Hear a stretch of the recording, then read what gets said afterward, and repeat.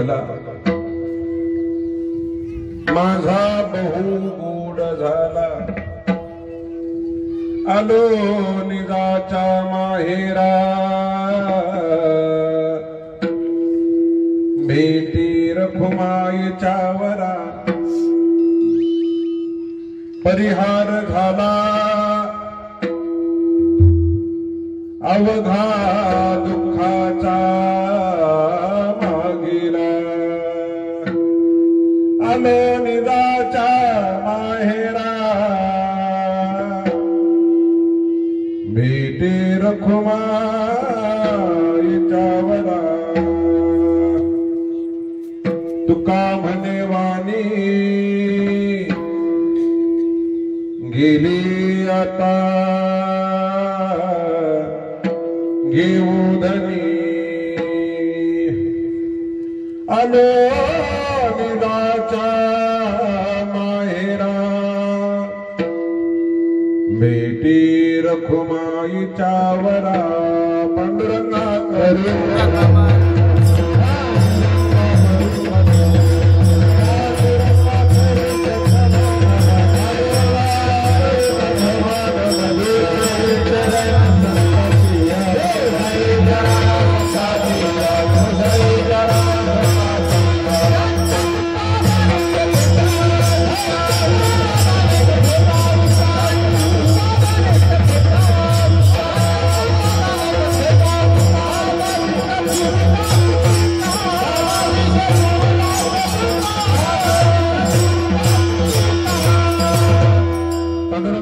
प्रथम नमन, दुसरे चरण संताचे, त्यांच्या कृपादाने कथेचा विस्तारू, बाबाजी सद्गुरु दास तुका, ओम नमो ज्ञानेश्वरा,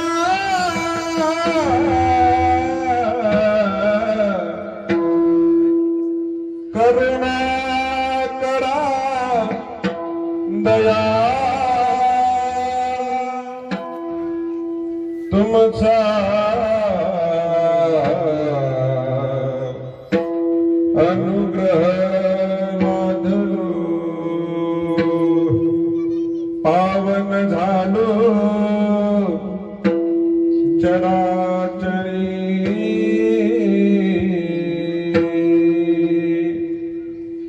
मी कला कुसरी काहीच नेनी, बोलतो वचने अतिभाविका, लोकाभिराम रणरंग धीर, राजीव नेत्र रघुवंशी नाथ, कारुण्य रूप करुणा करतो, श्री रामचंद्र शरणं प्रपद्ये विधाता,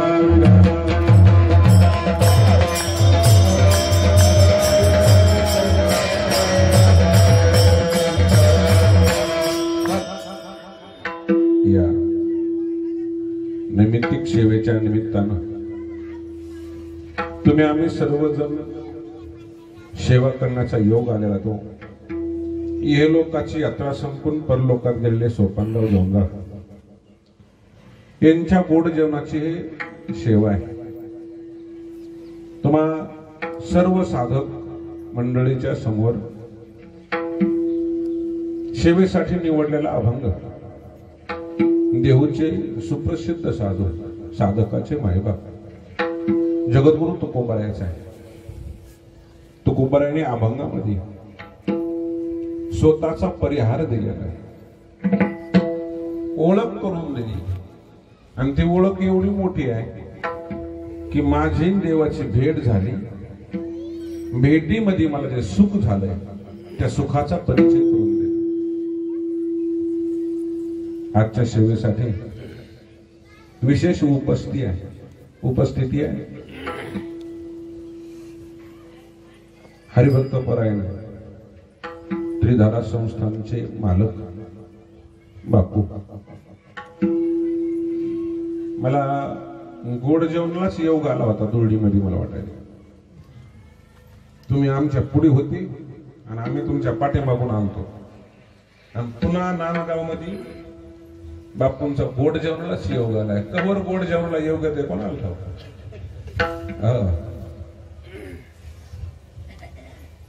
सर्व भजनी मंडळीत मग आमचे विठ्ठल महाराज ठाकूरभाऊ असतील, दत्ता महाराज मुरुंबेकर असतील, आमच्या परभणीचं वैभव आहे अशोक महाराज पावडे,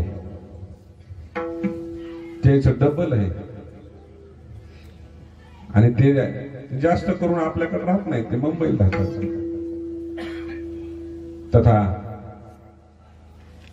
रोहिदास महाराज माठेगावकर आहेत, आपल्याच गावचे लक्ष्मणरावजी आहेत. एकूण माझ्या संघ आपल्या गावचे मेंढे आहेत, मुरुंब्याचे आमचे हो बाबूरावजी, वामनरावजी आणि बाबूरावजी जरा जमलिंग होते म्हणून तिथे हे होते. हो, बाबूरावजी महाराज आहेत, एकनाथ महाराज आहेत,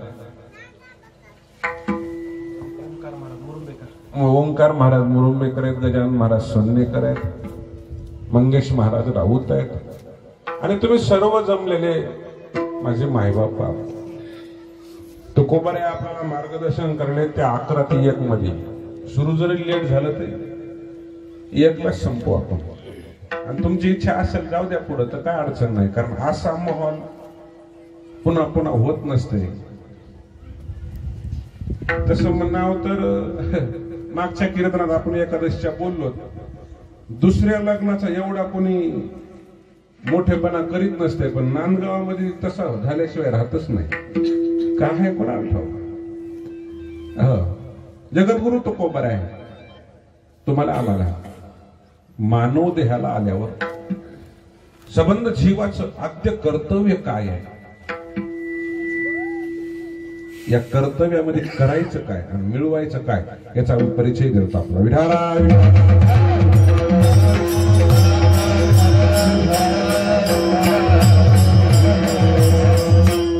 तो परिचय माणसाला तुकोबारायने गोड दिला, पण सामान्य माणसाच्या बघण्याचा दृष्टिकोन वेगळा असतो. कोणत्याही क्षेत्रातला पहा, कोणत्याही क्षेत्रातला पहा, माणसं त्यांनी पाठीमाग कष्ट काय केलेत हे नाही पाहत. तो शिखरावर गेलाय ना, मग त्याचं सुखच पाहत.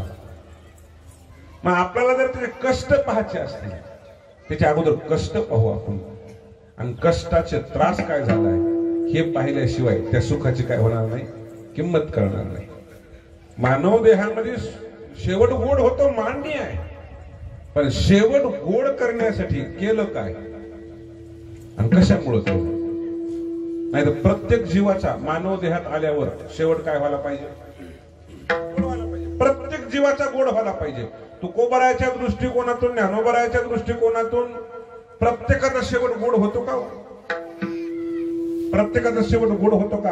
गोड होतो म्हणण्यामध्ये सामान्याची आणि विशेषाची अपेक्षा बी वेगवेगळ्या आहेत. आणि त्याचा गोड शेवट म्हणणं वेगळं वेगळं आहे. कसं आहे, आपण सामान्य माणसं गोड शेवट कशाला म्हणतो? वयस्कर झाल्यावर गेल्यावर. वयस्कर झालो गेलो तर आपला सहज बोलून जाते, नाही नाही काय नाही झालते, वयस्कर झालते. त्यांनी सर्व पाहिलं नातरुंडापर्यंत, आनंदात जीवन जगले, आणि शेवट काय झाला? गोड झाला. गोड होतो का शेवट? तशा माणसं अंतिम विधीला आले म्हणजे पोरायनं पैशाच्या बळावर चंदनात जाळलं म्हणजे, किंवा खाऊन पिऊन तृप्त झाले म्हणजे शेवट गोड आहे का?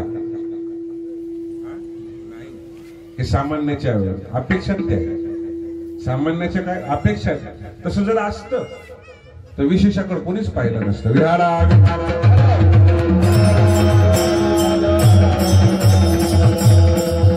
शेवट गोड होण्यासाठी किंवा आपल्या व्यवहारात दृष्टांत म्हणून तुम्हाला डोळे पुढे आणून देईल.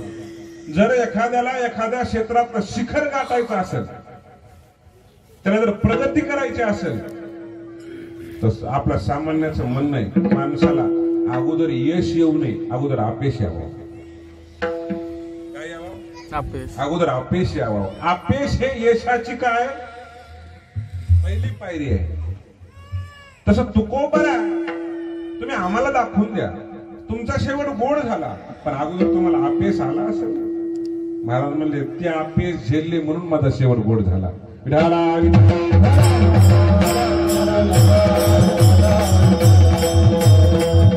सामान्य माणसाला अपयश नकोच वाटतंय.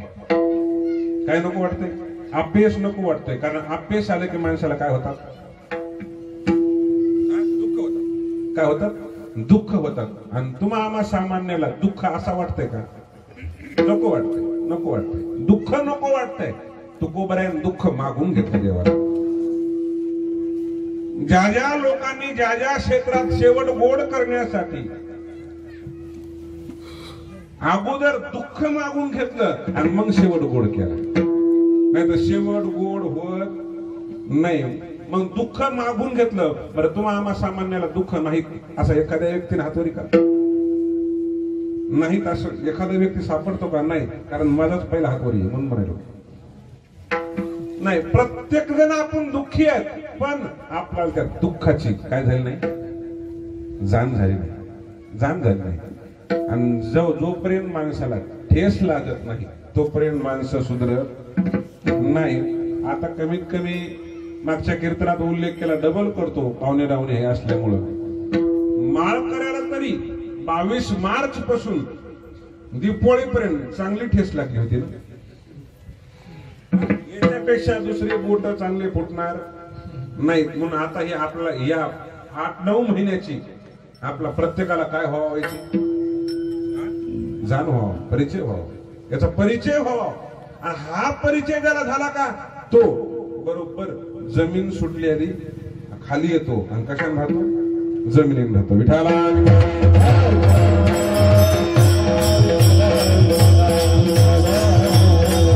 जगद्गुरु तुकोबराच्या जीवनामध्ये शेवट गोड करण्यासाठी अगोदर तुकोबाराला ठेस लागली ती संसाराची. कशाची लागली? संसाराची लागली. बघा ना, अशी वेळ कोणावरच येऊ नये. तुकोबऱ्या घरचे कारभारी होते. काय होते? घरचे कारभारी होते. आणि शास्त्र सांगतंय किंवा सामान्याच्या दृष्टिकोनातून कारभार हे 3 लेख असल्यावर कोणाकडे येतं ठाकूरबा? ज्येष्ठ. कोणाकडे येत? ज्येष्ठ. तुकोबऱ्या ज्येष्ठ आहेत का? मधले येत. काय? मधले. तुकोबऱ्या मधले असल्यामुळे तुकोबऱ्याकडे कारभार आला का? कारण सावजी जे होते ते निवृत्तीनाथ दादाच होते. मृत्यूच राहत नव्हते ते. कारभार येणं आणि कारभार सामान्य नव्हता. सामान्य कारभार नव्हता. तुकोबरायाची प्रॉपर्टी म्हणजे त्या काळातली. आज जर असते का अजिबात आमचा भजनाकडे गरीब राहिला नसता.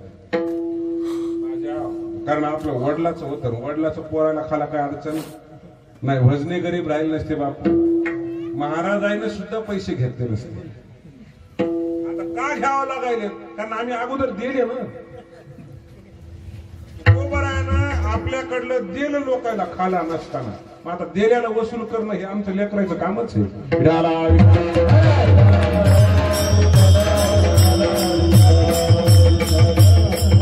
ही संपत्ती सांभाळत असताना पहिला आघात आला वडिलाचा. कोणाचा आघात आला? वडिलाचा. नेमकंच कारभार हातात घेणं वडिलांना हे लोक सोडलं. वडिलांना सोडलं, आईनं सोडलं. आईनं सोडलं, वडिलांना सोडलं की भाऊ निघून गेले, सावजी निघून गेले. जगद्गुरु तुकोबरायाचे भाऊ निघून गेल्यावर तुकोबराया दुःखी झाले. निघून गेले तेव्हा त्यांचंही लग्न झालेलं होतं. लगेच कान्होबराया खेडला राहायला आली. आणि तुकोबारा एकटे पडले.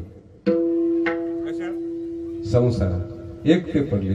आई वडील गेले, भाऊ हयात असताना जवळ नाही राहिले, आणि मग संसाराच्या दुःखाची चावल लागल्यावर तुकोबारा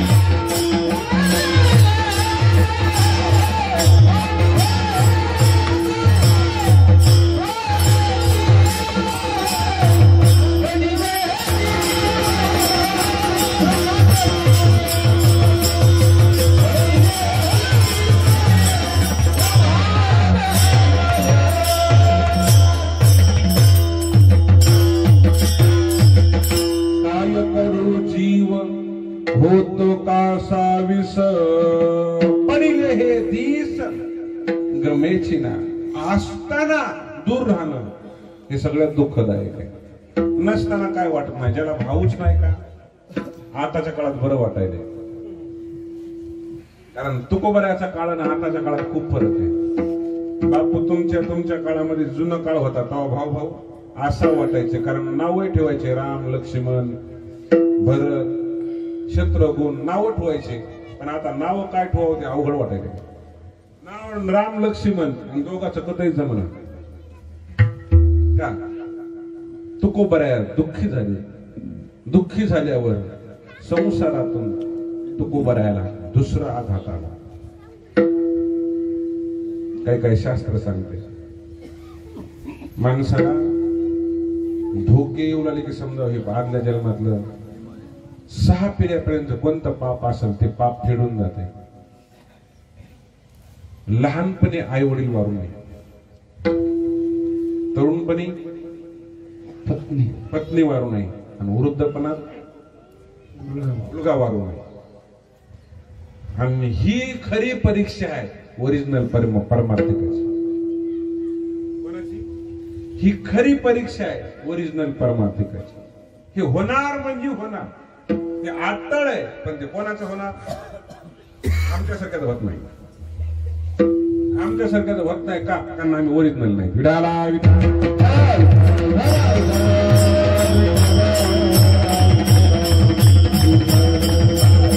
तुकोबऱ्याच्या पत्नी दम्यानं गेल्यावर ते तुकोबऱ्या साध्य होते म्हणून ठीक आहे. काय होते म्हणून साध्य होते म्हणून ठीक आहे. आमच्या जर सारखं सिद्ध जर असतं किंवा साधक जर असतं ना तर काय केलं असतं सांगू का घोगडी.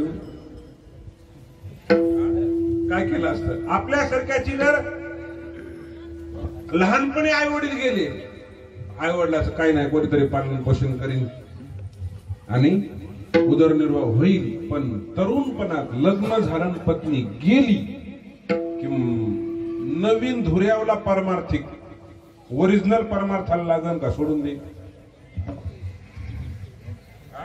सोडूनच देत आहे. धुऱ्यावरला परमार्थिक सोडूनच देत आहे. तुकोबऱ्यानं सिद्ध असलं साध्य असल्यामुळे देवालाच विनंती केली, देवा तुझी इच्छा असेल.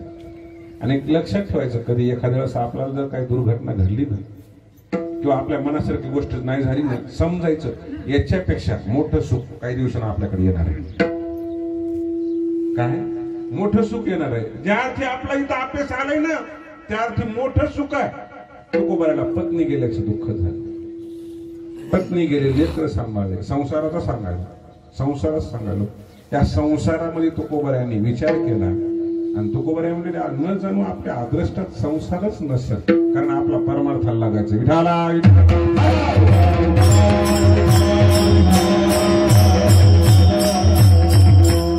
इकून तिकून हे आघात सहन करून जगद्गुरु तुकोबराय संसारात पुढे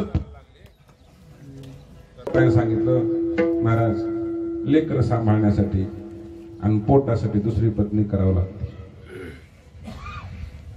काय करावं लागते? लेकर सांभाळण्यासाठी आणि पोटासाठी दुसरी पत्नी करावं लागते. महाराजांना नातेवाईकाच्या सगळ्याच्या सल्ल्यानुसार जिजामाईचं महाराजाचं लग्न झालं. लग्न झाल्यावर महाराज परमार्थाला ओरिजिनल लागले. आता यायच्या देखत म्हणल्यावर हे पुन्हा बाजूला गेल्यावर सगळे मिळून मारताना आम्हाला एकट्याला तरी. हो का? हे आमचे नाहीत ऐकायला म्हणून सांगायला हरकत बी नाही. तुम्ही ऐकू नका फक्त गावातले. जर समजा आमच्या घरच्याला वाटत असेल बापू आम्ही ओरिजिनल परमार्थ करावं, तर माझा आत्मविश्वास आहे घरच्यानं एक दोनदा अशोक महाराज आपला हाताखालून काढावं, किंवा आपल्याला घराकडे न येण्याची काय व्हावं इच्छा व्हावं, त्यावेळेस आम्ही ओरिजिनल परमार्थाला जाऊ. विठाला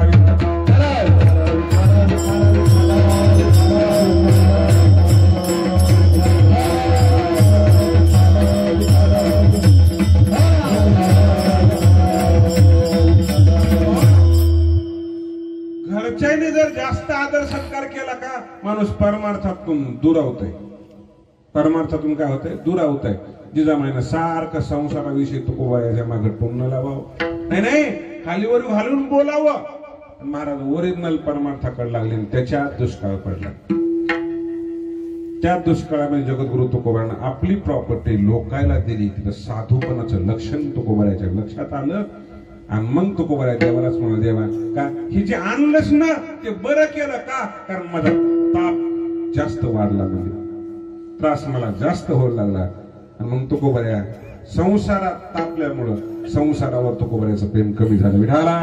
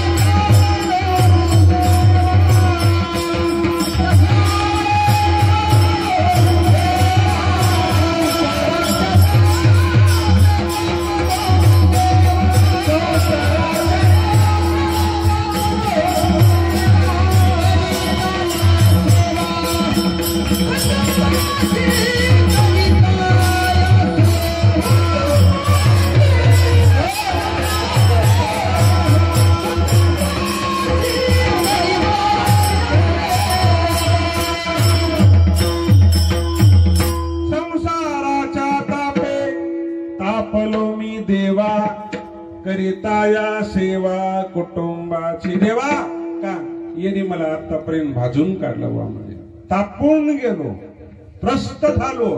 आणि मग तुकोबराय परमार्थाला लागले. परमार्थाला लागल्यावर परमार्थात तरी तुकोबरायला अनुभव चांगला आला का? नाही. मग परमार्थ स्वतः सुरू करता करता चार माणसाला आपल्या संग शेवट गोड करण्यासाठी तुकोबराय प्रवृत्त करत असताना लोक तुकोबरायाकडे वेगळ्या नजरेनं पाहू लागले.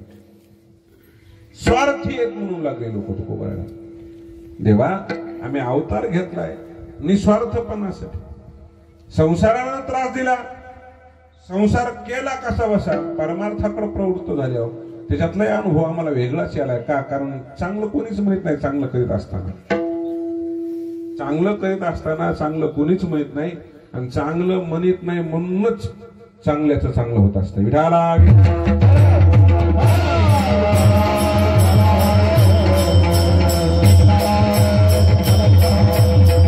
जगद्गुरु तुकोबराय परमार्थ करीत असताना लोकांना त्रास दिला, तो सहन केला. रात्रंदिवस आम्हा युद्धाचा प्रसंग. पुन्हा तुकोबरायने तिसऱ्या आघाताकडे आले. महाराज काय परमार्थ करीत असताना हे सुद्धा साथ सोडू लागलं. कोण? शरीर. बाकीच्या साथ देवो का न देवो, चांगली गोष्ट करण्यासाठी कोणी साथ द्यावं? शरीराने. मला त्या शरीराला तुकोबऱ्याला पीडा होत असताना तुकोबऱ्या म्हणे तुला वापर करायचा आहे रे, शरीराचा काय करायचा आहे? वापर करायचा आहे. पण शरीर साथ देणे गेलं ना, अगोदर भजनाला लागते वेळेस शरीर साथ देत आहे का? नाही देत. का?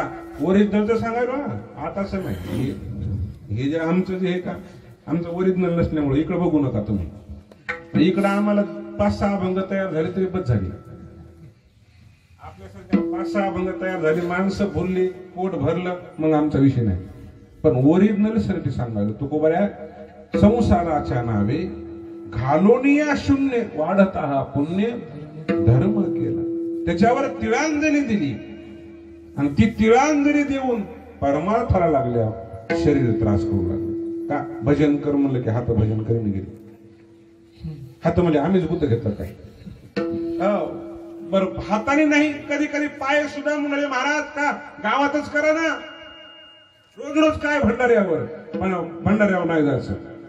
महाराज म्हणजे जावं लागतंय, कारण एकांतात जो होईल ते लोकांतात होत नसते.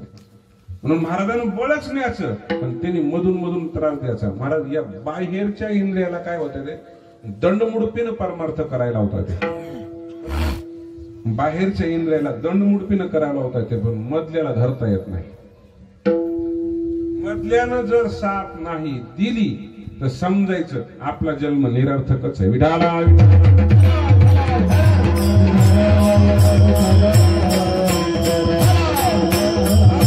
ही फजिती होत असताना जगद्गुरु तुकोबऱ्या देवाकडे याचना करू. भगवान जाऊ देऊ भंगा,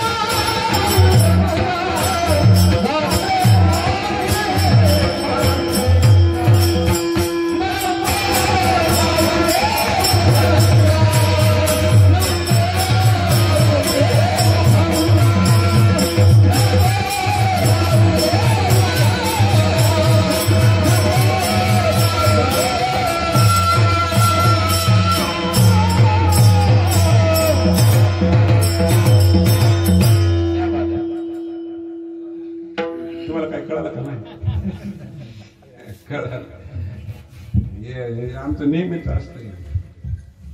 ह्या जावा जावा बी हेता आमचं उघडं करायचं नसतं. आणि हे मूळ स्वभाव बी आमचा, मूळ स्वभाव माणसाचा काय जात नसते. ही त्रेतायुगात वाननेर होते ना,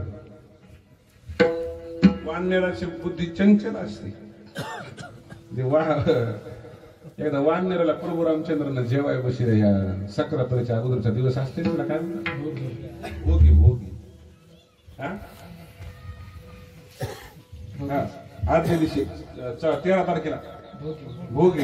आणि त्या भोगीच्या भाजीमध्ये एका प्रकारचं नसतं, 12 मिसळ्याचं असते. भगवान म्हणजे आपण ते 12 मिसळ्याचीच वानेरला खाऊ घालू म्हणजे, खाऊ घालता घालता काय झालं, एका वाण्याला चुकून खाता खाता ते एक बोर सापडलं त्याला धरलं ना दाबलं त्याने उठ आठवडी काय गेली वरी गेली. दुसऱ्या मला बी आठवडी वरी घालायची. आमचा स्वभावासाठी इकडे आलो ना, काय संबंध नाही. विठाला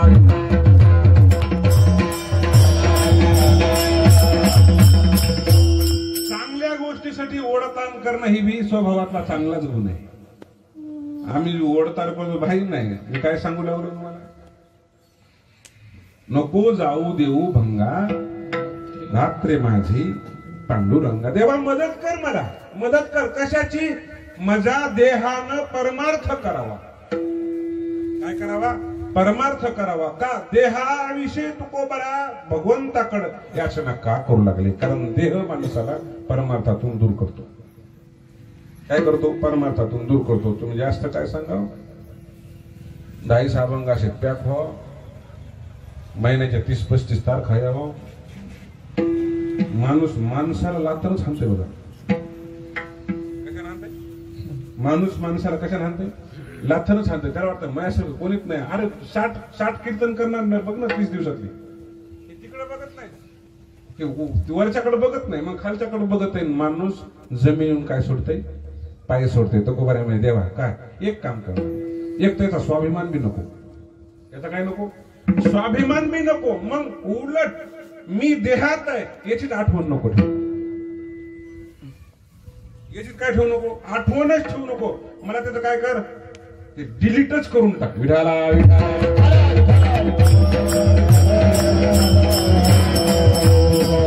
ते नवीन जे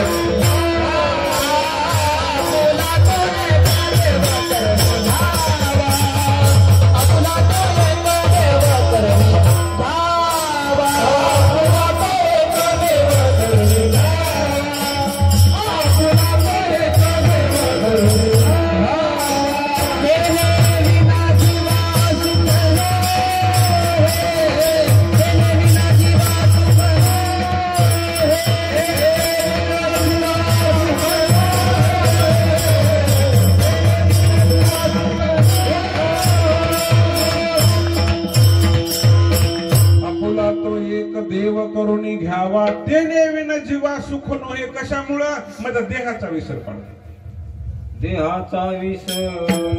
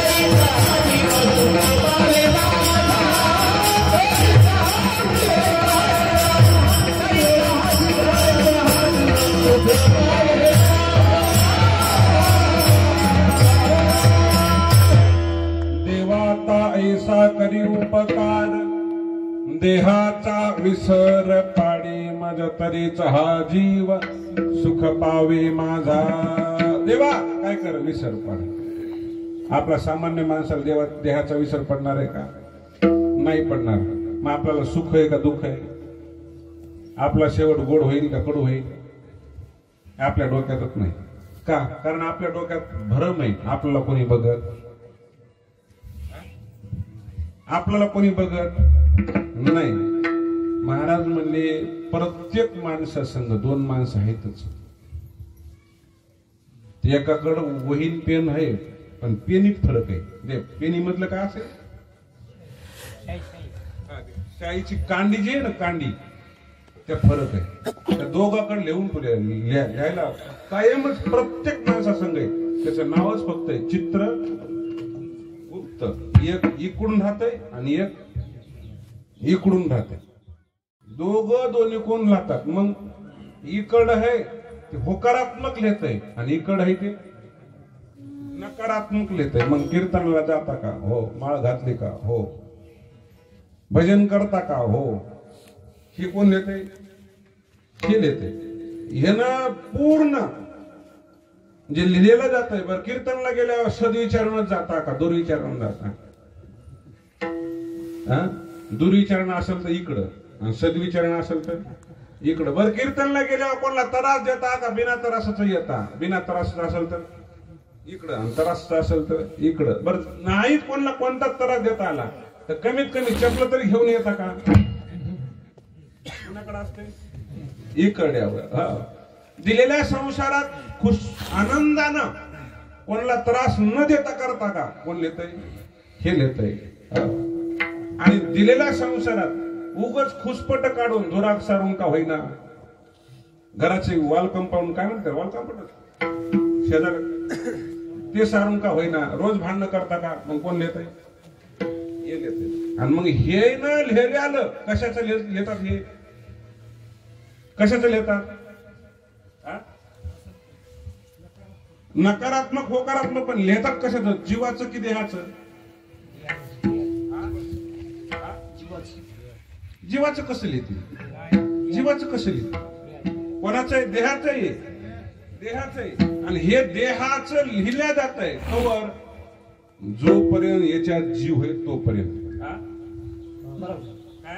जोपर्यंत ह्याच्यात जीव आहे तोपर्यंत काय केलं जात आहे त्याचं लिहिलं जात आहे आणि मग ह्याच्यातला जीव गेला की देह जळत आहे आणि त्रास कोणाला भोगावं लागतंय जीवा पुढीलाचे ओझे आपल्या माथा हो जीवाला भोगावं लागतंय कधी कधीपर्यंत मग याची फाईल ओपन होती फाईल आपल्याकडे म्हणतात ना कोर्टात पुन्हा अजून शासकीय ऑफिस मध्ये तुमची फाईल कुठं आली नाही म्हणजे अजून टेबलवर जोपर्यंत फाईल टेबलवर येत नाही तोपर्यंत याचा त्रास काय करावं लागतंय सहन करावं लागतंय आणि हे सहन करण्यासाठी पुन्हा हे शरीर जळून गेल्यावर देवापुढी ओपन होती फाईल आणि मग देह तयार होत आहे आणि मग हे दोघ जण अजून एका पार्टनरला बोलितात तिसरा पार्टनर येत आहे वरून ईडी कुठून येते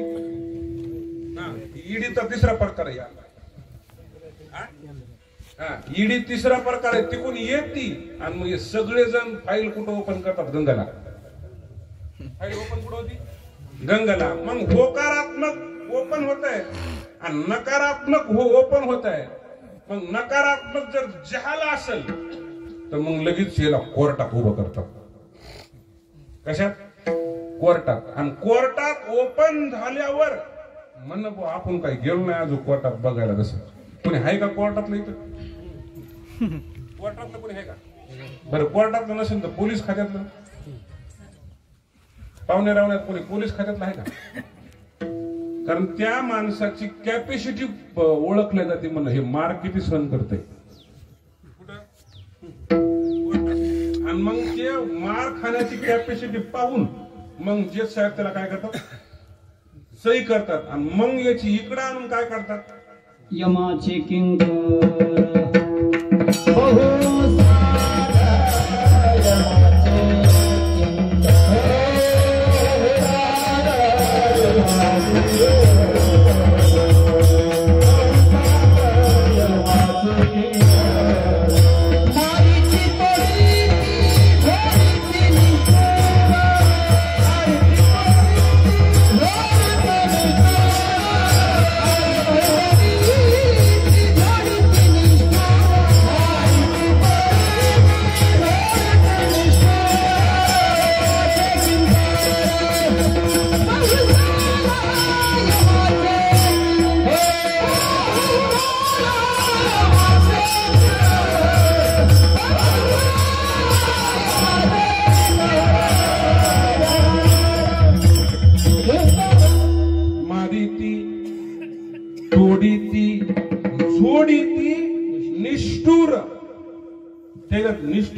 कसं म्हणावं, कारण ते खातच त्याच्याकडे.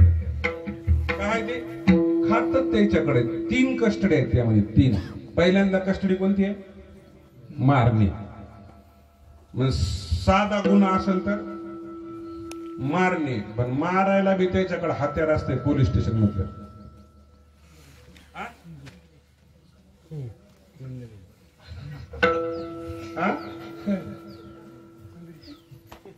नाही नावलं तुम्ही पोलीस खात्यामध्ये.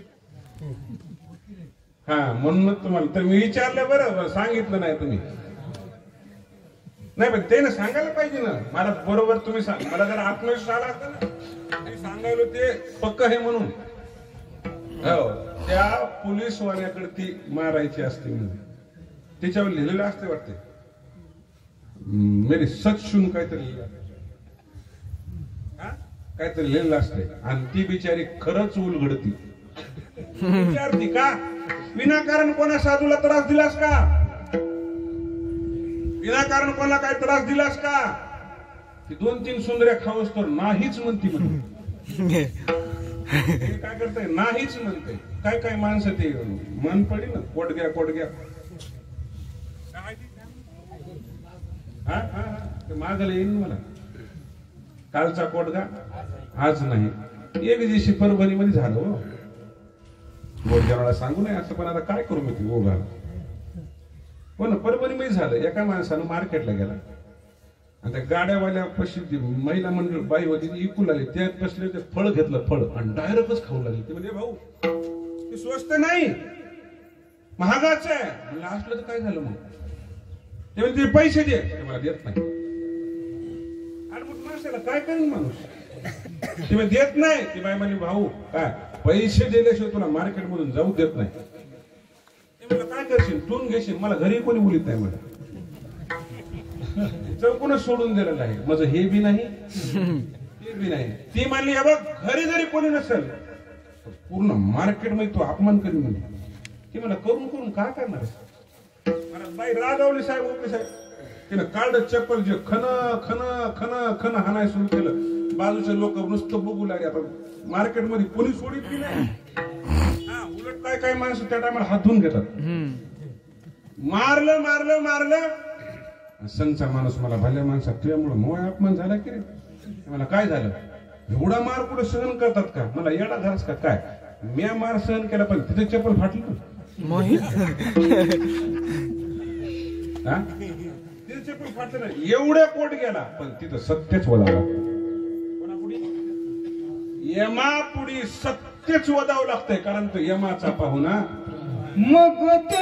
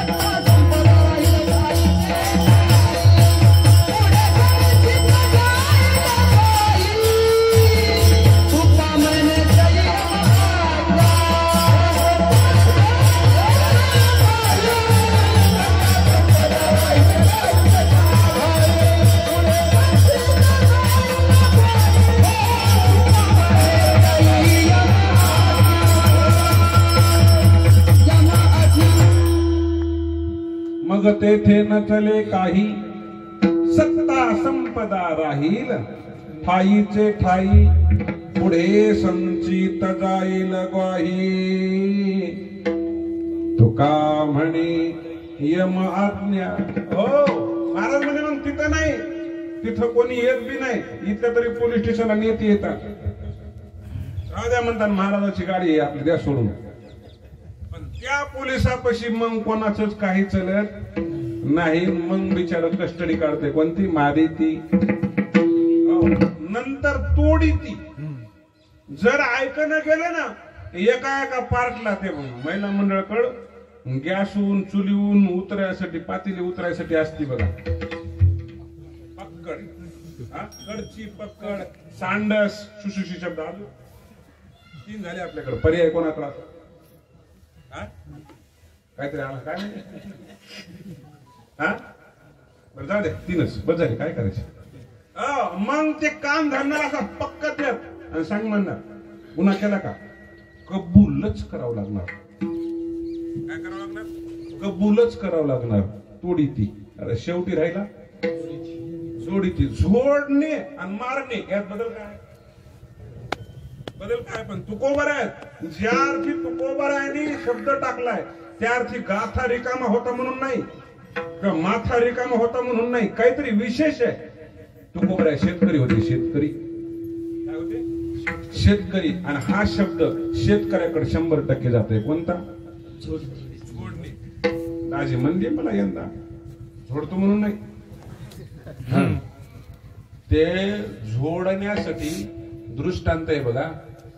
पहिल्या काळामध्ये भट्टी लावायची लोक,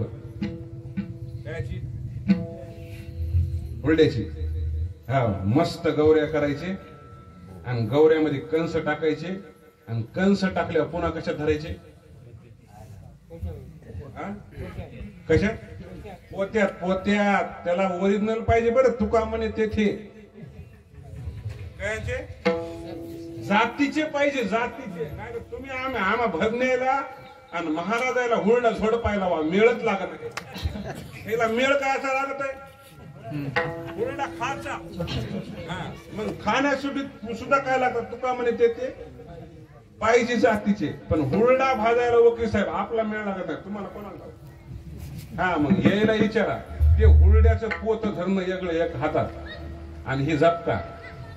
हे झपका नीट बसला की जे चांगले दाणे, कोणते कोणते कोणते दाणे, चांगले दाणे. पण कुच्चर दाणे सोडित नाही. कुच्चर दाण्यासाठी ते मारणारा कसा पाहिजे, त्याला म्हणायचं झोडपिणी. त्याला काय म्हणायचं, झोडपिणी. जगद्गुरु तुकोबाराने याचा पूर्ण अभ्यास केला महाराज. का मग हे जर आमच्या जीवनातून घालायचं असेल तर महाराज म्हणे मग सावध व्हावं लागतं. विठाला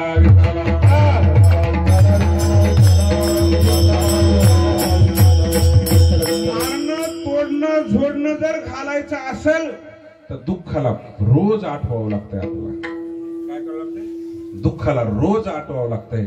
जगद्गुरु तुकोबारा म्हणे 1 वाजला नेमकं मी त्याचीच आठवण ठेवली. अभंगाचं 3रं चरण. परिहार झाला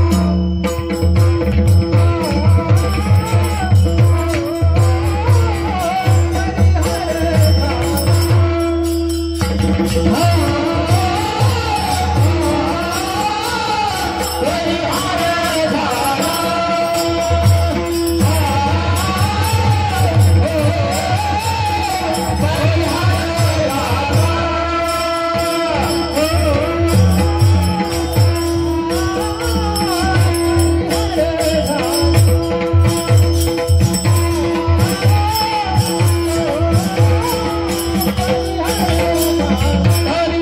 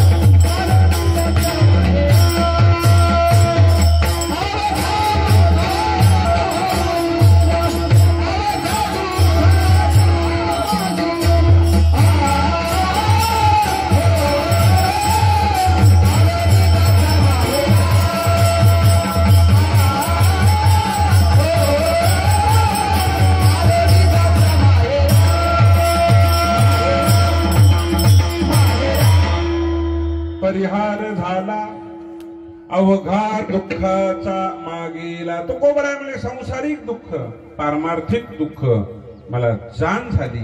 आणि माणसाला एकदा जाण झाली की माणूस तिथं काय राहते, सावध राहते. आम्हाला तुम्हाला जाण झाली पण सावध होईन झालं. तर आपण काय होईन झालं, सावध होईन झालं. तुकोबऱ्याला जाण झाली की तुकोबऱ्या म्हणजे नाही नाही याच्यापासून दूर राहिलेलंच बरं. का पुन्हा येणार आहे आणि ते येणार आहे कवापासून, शेवट सुरुवातीपासून शेवटपर्यंत येणार आहे.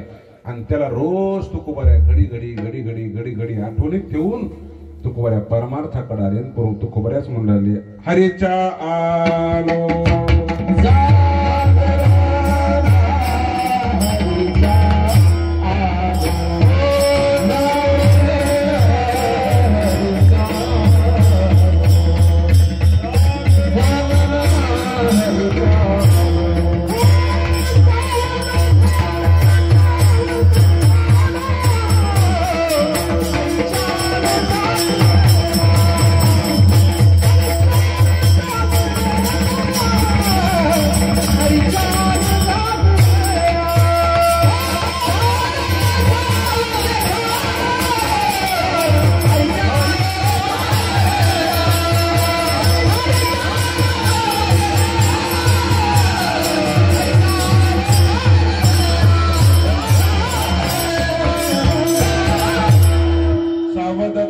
सावध झालो हरीच्या आलो जागरणा. कारण बेसावध मध्ये परमार्थ करणं म्हणजे अंधारात मोठ आणलं गाडी चालल्यासारखं आहे. सावध होऊन तुकोबऱ्या परमार्थाला लागले आणि परमार्थात तुकोबऱ्याच्या लक्षात आलं की आपण तेवढ्यासाठी चालू होतो. कशासाठी आलो, शेवट गोड करण्यासाठी आलो. आणि जर शेवट गोड नाही झाला तर आपला जन्म निरर्थक जाईल. कारण शेवट गोड होणं म्हणजे आशा अपेक्षा थांबणे. काय थांबणे, आशा थांबणे. सर्वात वाईट गोष्ट आहे आशा.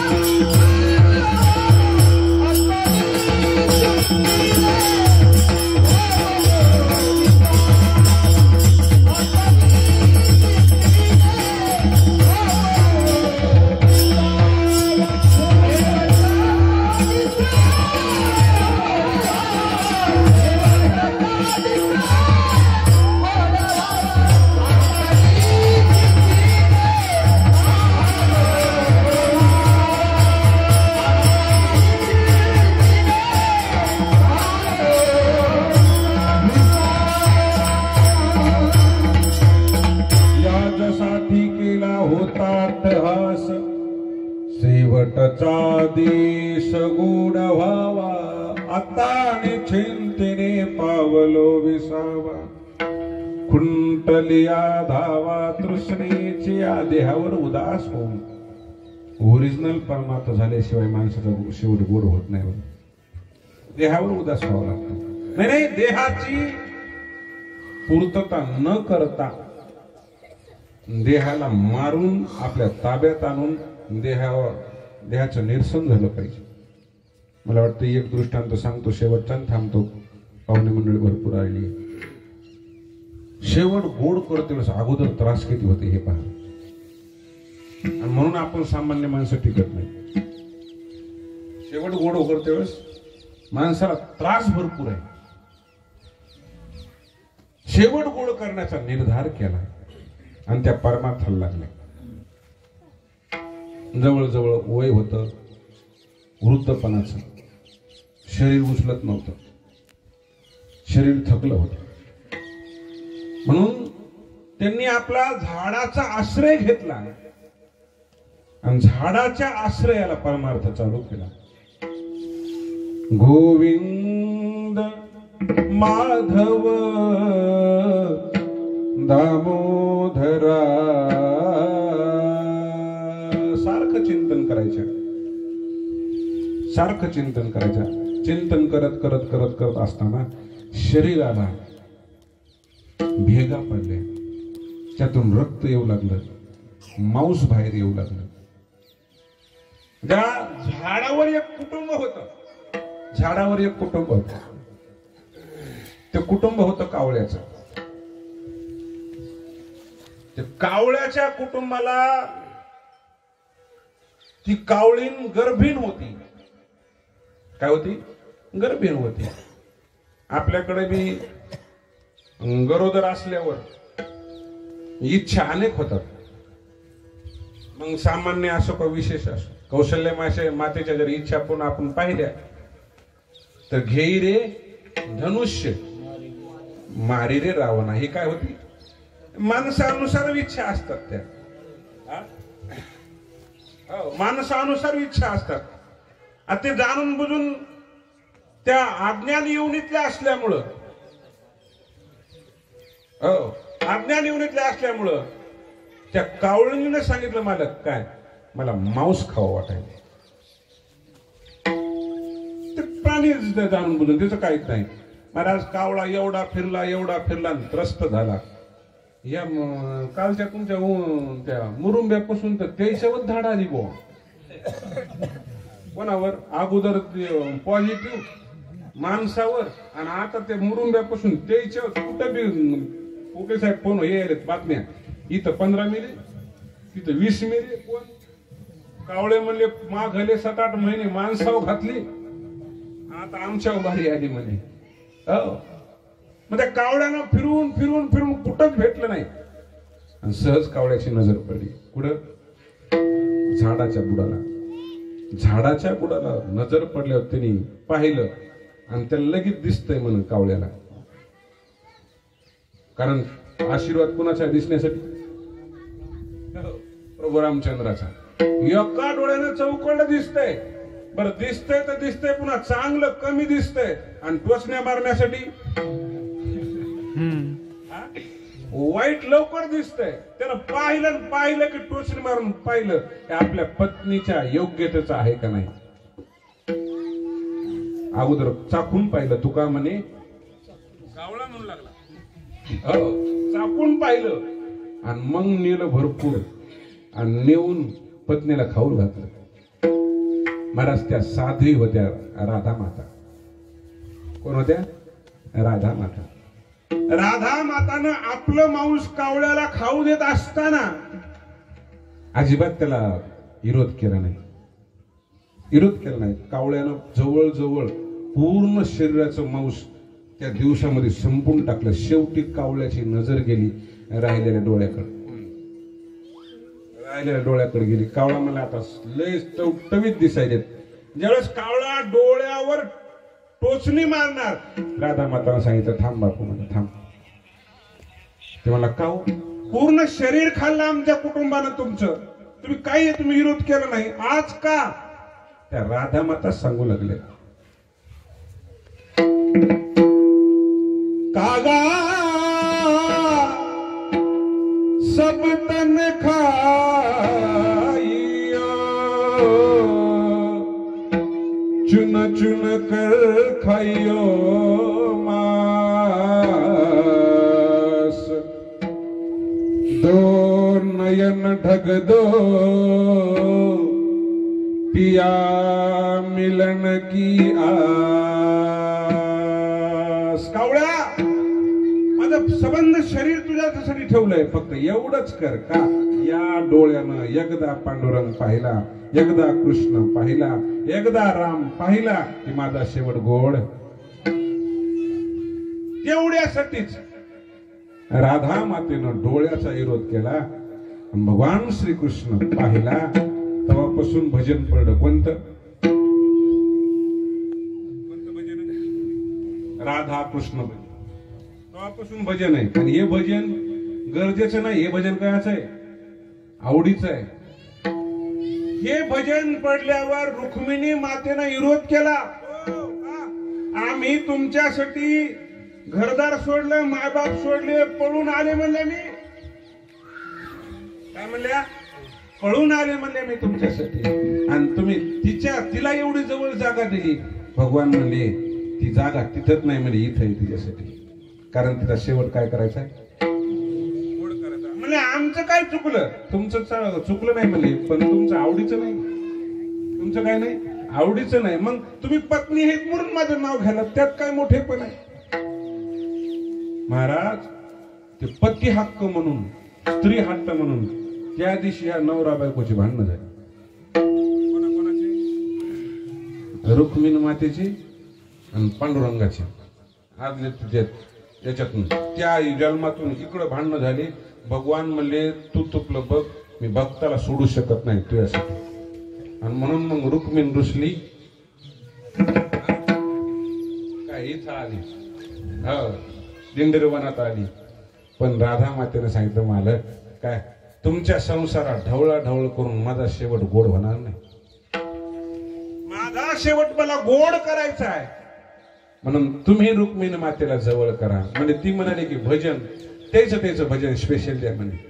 माझं भजन तर भागवत कधीत होईलच, माझं भजन कीर्तनात मध्ये होईलच. त्याचं भजन असं द्या म्हणल्या की ते भजन घेतल्याशिवाय कोणती कथा कीर्तन पूर्णच होणार नाही. कोणतं कीर्तन पूर्णच होणार नाही. आता कधी कधी आपण गेटकन करण्यासाठी सोडतो, ते आपण ते कायद्याला पळवाट आहे, ती कायद्याला काय पळवाट आहे. पण जोग महाराज शिक्षण संस्थेतून ते भजन घेतल्याशिवाय कीर्तन पूर्ण होत नाहीच. कशामुळं? ते गरजेचं. इडोपार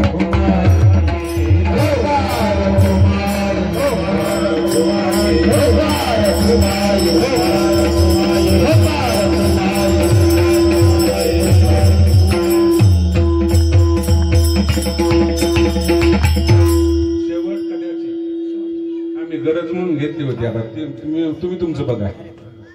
काय महाराज, शेवट गोड करायचा असेल तर गरज म्हणून परमार्थ नाही करायचा, आवड म्हणून करायचा. आणि आवड म्हणून केलेला परमार्थ जगद्गुरु तुकोबाराय असो, ज्ञानोबाराय असो, जनाबाई असो, राधाताई राधामाई असो, शबरी असो, यांचा शेवट कसा झाला? गोड झाला. आणि त्या शेवट गोड करण्यासाठी आम्ही या मृत्यू तलावर आलो. कुठं आलो? मृत्यू तलावर आलो. मृत्यू तलाव आल्यावर मानवाचं आद्य कर्तव्य अभंगाचं दुसरं चरण.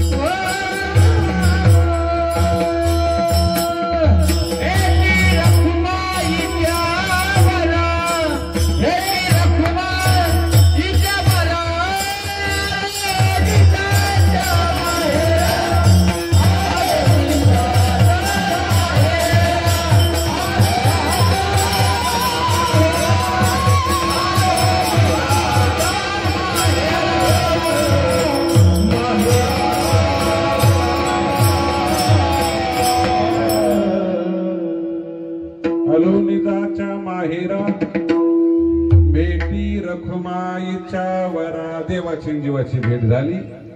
माणसाचा एक शेवट गोड होतो. मम वंशो जीव लोके जीव भूत सनातना मनष्टानी इंद्रियानी प्रकृती स्थानी करशती. महाराज पटलं आम्हाला. दुःखाची चाऊल झाली. माणूस सावध होतो, भजनाला लागतो. इथं आलेल्या माणसानं भजन करणं हे कर्तव्य आहे. मग शेवट गोड झाला असे दाखवून द्या ना महाराज. म्हणजे अनेकाचा शेवट गोड झाला, पण तो शेवट गोड करण्यासाठी पंढरपूरला जावं लागते. पंढरपूरला जावं लागते. पंढरपुरात गेल्याशी माहेर संताची नामया स्वामी केशवाशी. हो, पंढरी हे माझे माहेर साजन. त्या माहेरला गेलं की शेवट मग 100% गोड होतो. कुणाचा झाला कानुपत्रात ह्या शेवट गोड झाला. जनाबाई यांचा शेवट गोड झाला. तुकोबराय यांचा शेवट गोड झाला. महाराज यदा कदाचित जर काही आदल्या जन्मातलं कर्म असन आणि देवापासून जर वंचित राहिलो तर शेवट गोड होतो का? महाराजांनी सांगितलं होतो शेवट गोड. कसा होतो? 450 माणसं दुर्घटनेत वारली होती. किती माणसं? 450. 450 पैकी 449 देवानं सोडून द्यायला लावले आणि नामदेवला सांगितलं ना, आम्हा माझा चोखा सुद्धा त्यात आहे रे. माझा चोखा सुद्धा त्यात आहे आणि त्यातून मला चोख उभा राहायचं कोणतंही पार्ट नाही सापडलं तर चालेल, माझ्या चोखाच्या हस्ती माझ्याकडे. नामदेवराने सांगितलं जेव्हा हस्ती ओळखणं अवघड गोष्टी आहे. काय काय गोष्टी ओळखता येत नाहीत बघा. दात पडल्यावर माणसाचे कोणाचे कोणते काय कळत नाही. ऑक्सिजन मुळे झाल्यावर हात सुद्धा ओळखू येतील पण दात ओळखू येत नाही. मग हस्ती कशा ओळखायच्या? भगवंतानं खून सांगितली, पांडुरंग परमात्म्यानं खून सांगितली. जर माझ्या चोखाच्या हस्ती ओळखायच्या असतील तर नामा काय, फक्त ती हस्ती घ्या आणि कानाला लावा. ती हस्ती कानाला लावून जर विठ्ठल म्हणली तर माझ्या चोखाची, आणि जर विठ्ठल नाही म्हणली तर ती आरकुडाची. कोणाची? आरकुडाची. महत्व कोणला आहे? पेरणीच्या बैलाला आहे, बाकीच्या बैलाला महत्व नाही. म्हणले मग पूर्ण हस्ती गोळा केल्या आणि चोखोबरायाच्या हस्ती गोळा करून नामदेवरायानं आणल्या आणि त्या नामदेवरायानं कुठं ठेवल्या? पायरीला ठेवल्या. मग मला तुम्हाला विचारायचं आहे, शेवट कडू झाला का गोड झाला? हो, दुसरा उदाहरण देतो, थांबतो आता. ज्ञानोबराच्या संगतीने शेवट गोड झाला. ज्यावेळेस प्रेत पुढे आलं, प्रेत आल्यावर त्या प्रेतासोबत पहिली सती जाण्याची प्रथा होती. बाई प्रत्येकाच्या पाया पडू लागल्या. पाया पडता पडता हे भावंड पाहिले. निवृत्तीनाथाचं दर्शन घेतलं, सोपानकाकाचं दर्शन घेतलं, मुक्ताबाईचं दर्शन घेतलं. ज्ञानोबरायाच्या पाया पडल्यावर ज्ञानोबरायानं त्या महिलेला आशीर्वाद दिला. सौभाग्याचा आशीर्वाद ऐकल्या हीच कडकडली. सांगितलं महाराज का चाललेलं सौभाग्य तिरडीवर आहे. तिरडीवरल्या सौभाग्याला तुम्ही मला आशीर्वाद दिला. तो आशीर्वाद या जन्माचा की पुढच्या जन्माचा? ज्ञानोबरायाने सांगितलं बाई आम्ही बोलतच नाही आणि आम्ही बोलल्यावर खोटं होतच नाही. तुझ्या मालकाला पुन्हा सेवा करावं लागल. सच्चिदानंद बाबानं ज्ञानोबरायानं उठवावं आणि उठून सच्चिदानंद बाबानं पुन्हा ज्ञानेश्वरीची सेवा करावी. शके 1212 उत्तरे तै टीका केली ज्ञानेश्वरे. सच्चिदानंद बाबा आदरे लेखकू झाला. आणि मग जाता असताना शेवटचा गोड सच्चिदानंद बाबाचा कडू होईल का गोड होईल? गोडच होणार. आणि तो गोड शेवट फक्त पांडुरंगाच्या भगवंताच्या साक्षीनं होतो. एवढीच आठवण ठेवा. शेवट तो भला माझा बहु गोड झाला आलो निजाच्या माहिरा. भेटी रखुमाईच्या वरा. ज्ञानेश्वरी